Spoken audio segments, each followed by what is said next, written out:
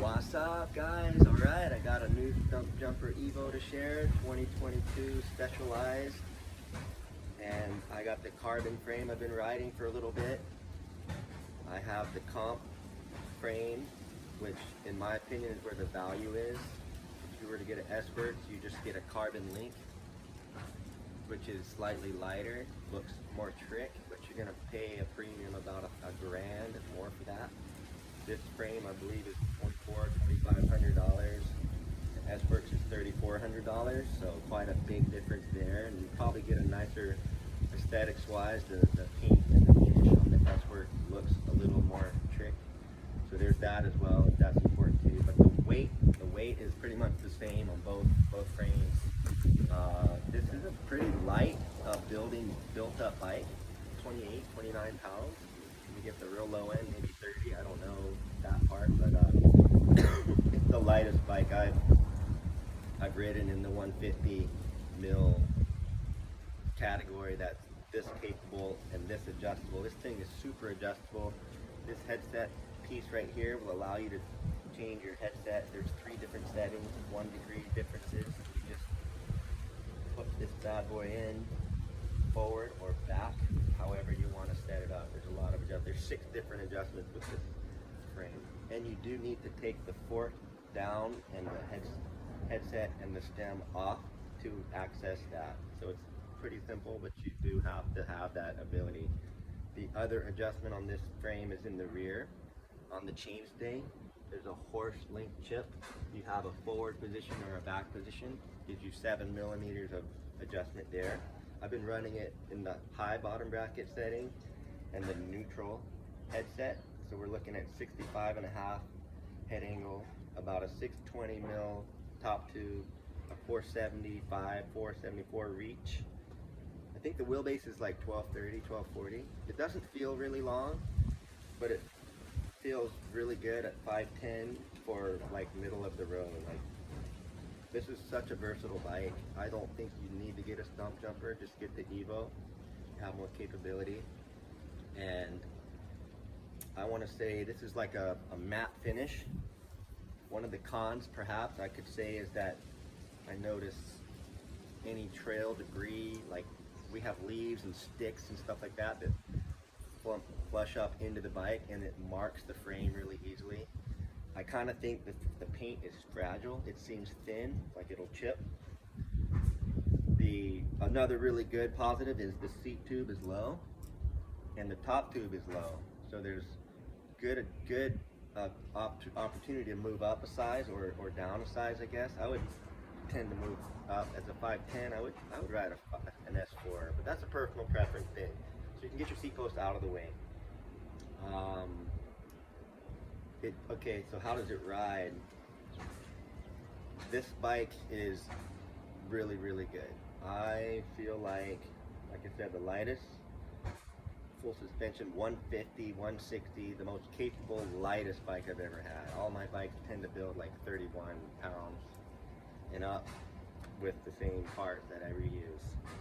I have tried this frame with a 150 mil fork and a 170. And then I finally put the correct air shaft in this fork here to run it as a 160. And I can tell you, it is, as a 160, it is way better than any of those other settings I tried. It's more balanced. The bike just feels right. Like, there was always something wrong with the 150 or the 170. Something didn't feel right to me riding it. So that's one thing to think about. Other frame features, I'm sure you're aware of the swap box, which is killer. You can put your donuts, you can put your gummy bears, whatever you want. They got a swaddle bottle. Here you go. That comes with the bike now. You can put that thing in there. It's like a little stocking, basically. That much water plus this.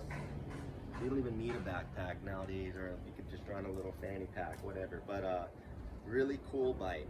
It descends really good on the lighter side. It descends. If you're a jumper, it's super light. It pops really good. It isn't a plow bike. It's a little more of you can feel the trail more, definitely. a couple times in some repeated roots and rock sections. I felt like the bike kind of chattered a little bit, and I had to really hold on because it put me offline a little bit.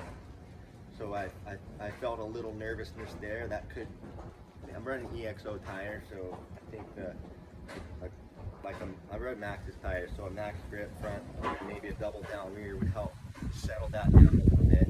And I'd also recommend playing with the volume spacers in the rear shock. I think there's room for one more in there as it comes stock. Overall, I'm really happy with the bike. I'd probably give it a 9 out of 10. I'm really a big fan of the Transition Scout, which is another frame that I had just before this, and it's kind of one of my benchmarks. Even though it's a 27.5, it's just the ride feel. And I have a New Proof Mega 290 right now that I'm really fond of. That bike, you just get on it and go. It feels like home. This bike, since I rode it as a 170 and a 150, it took me a little while to get comfortable with it, but once I put the 160 fork on there, it was right at home. That's the sweet spot with this frame, this chassis. And so who would I recommend this bike for?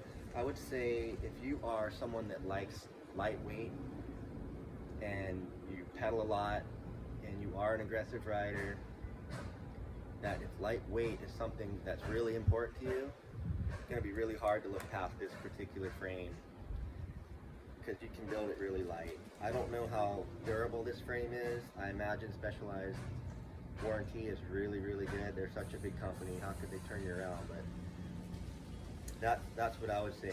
Lightweight riders out in the backcountry, putting in some miles, and